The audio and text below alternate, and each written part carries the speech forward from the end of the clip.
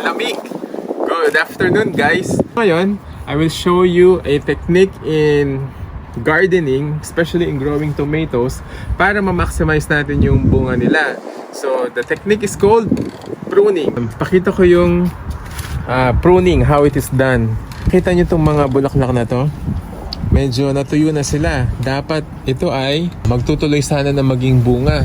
Kaya lang, natuyo na yung mga bulaklak kasi naagaw ng mga leaves yung mga nutrients na dapat ay napupunta sa mga flowers kagaya nito para magtuloy sila na maging bunga. Mamaya, babalikan natin yan. So, ito yung itong buong avenue na to ay puro kamatis. So, nakita nyo to?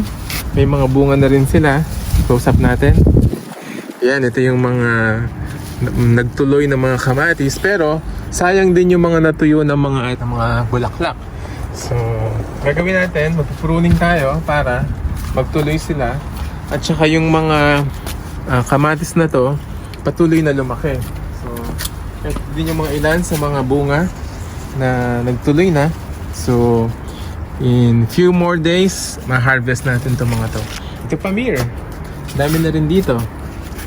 Kita natin itong mga kamatis na to. Yan. So, ito na muna.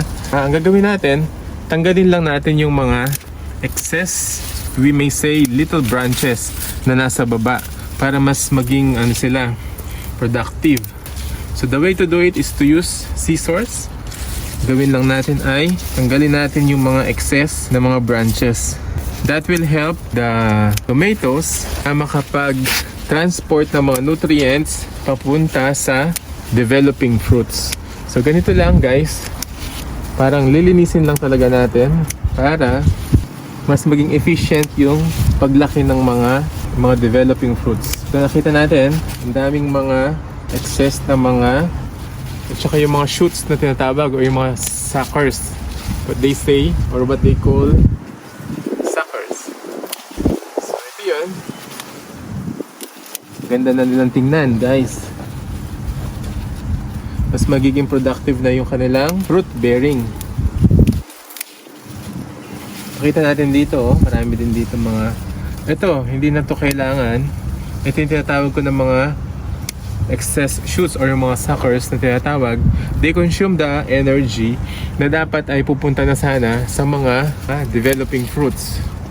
So, as we know, itong mga leaves na to kailangan din nila ng nutrients para manatiling green. Pero, dapat mapunta na yun sa mga growing or sa mga developing fruits.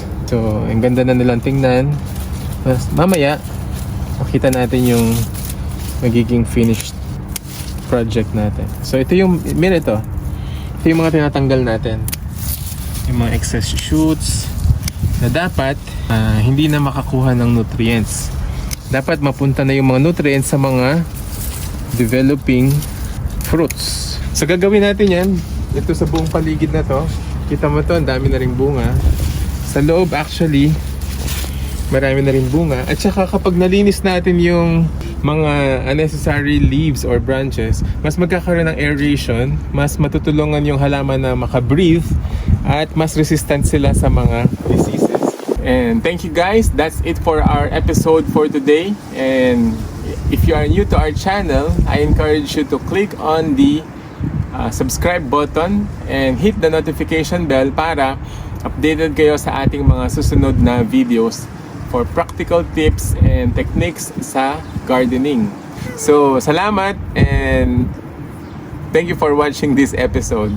Yun po, sana ay na-encourage kayo ng maikling video na to. At kung nakaabot kayo sa part na to, pwede nyo po bang i-comment kung taga saan kayo para naman malaman natin kung hanggang saan nakaabot ang video na to. At kung nagustuhan nyo po ito, pwede nyo po bang paki-like at paki-share na rin. Yun po, God bless and happy gardening. Follow us for more!